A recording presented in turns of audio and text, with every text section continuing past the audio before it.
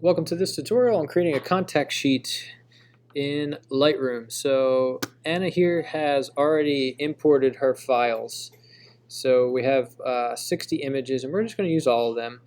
You're going to need to select them. So down at the bottom here you can select one at a time, but you want to drag from here and then hold shift and click over to here, or I can Command A, select all, and that should do all of them. Command A.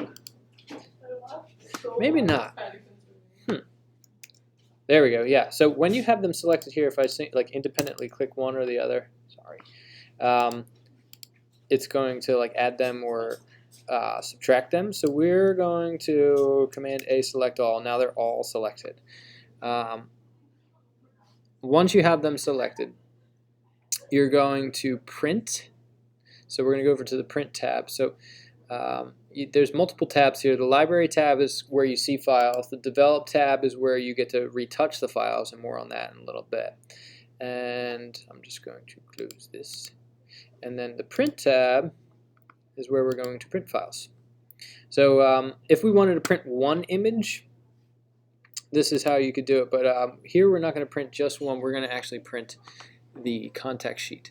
So we're going to grab the contact sheet. So it's a single image or a contact sheet.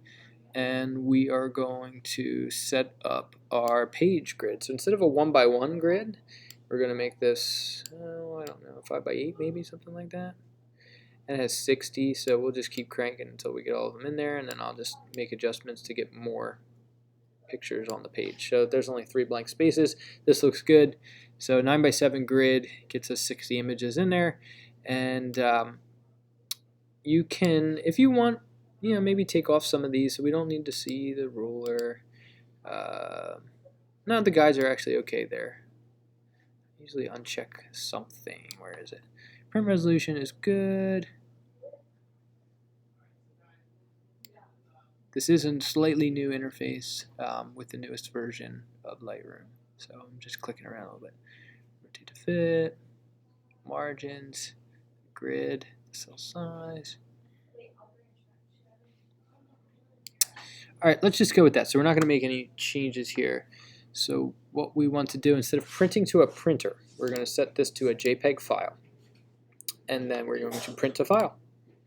And then it's going to say, where do you want to put it? So we'll click this little down arrow here. We're going to jump over to our H drive, which I'm not seeing in there. So maybe if I click on that, it'll come up. Nope, it did not come up very easily. So I don't know, Anna's. If you went and you grabbed through your, you could find the ID there. What we're going to do is actually create a shortcut. So everybody, it makes sense if you do this. If you don't already have a shortcut, I'm going to hide this. Command H hides. I'm going to hide this. Command H hide. And we'll hide kind of everything. Hide Photoshop. Yes, hide Photoshop. Okay, so here we have the H drive that's on the desktop when you log in. If you click and drag this into a Finder window, so if you don't have a Finder window, just click on the Finder and get a Finder window up. We're going to add it as a favorite. See how you get the little blue line there? You want the blue line to be there, or else it's going to drop it within a folder. So now that we have the H drive accessible there, we should be able to see it. If I go back to Lightroom, yes, here it is. So I'm going to put it in my Photo 1 folder. I'm going to put it in DSLR, and we will save this as contact fill the frame. And save it. Yeah, they do. They remember. So there you would have your JPEG file, and if I go back over here, we could take a look. If I double click in here and double click in here, I think is where I put it. And if I sort by date modified, nope, did I put it in the other folder? Date modified. Oh, never mind. If you look up here, so see how it says preparing the print job?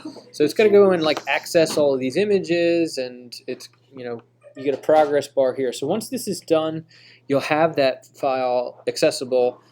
You also have a progress bar down here. That's kind of cool.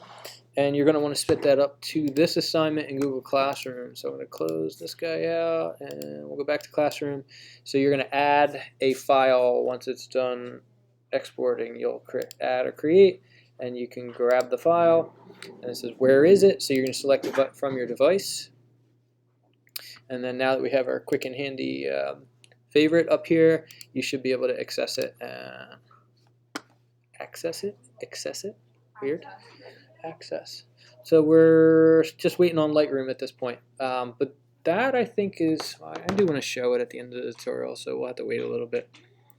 That I think is going to do it for this one, and then I'll probably do another one on Photoshop just to expedite the process and put that in there. So let's see what we got. Are you guys ready to sign some equipment back in? Yeah. Can you see if you can find the Media Center page on that computer? Should be one of the tabs that's open. And then you got to click check in. Yeah. So click check in, and then you should be able to scan. All right, let's see. It looks like it's done. Is it here? Oh, there it is. So if I hit the space bar to preview something,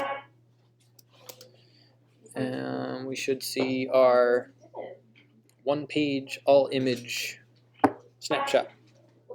Still loading. Maybe I jump out the Finder. Oh, there it is. So I'll go back over here. So that's what's going to be uploaded. We're going to choose that, and we're going to upload that, and then you would mark it as done, or turn it in. And that'll do it for this tutorial.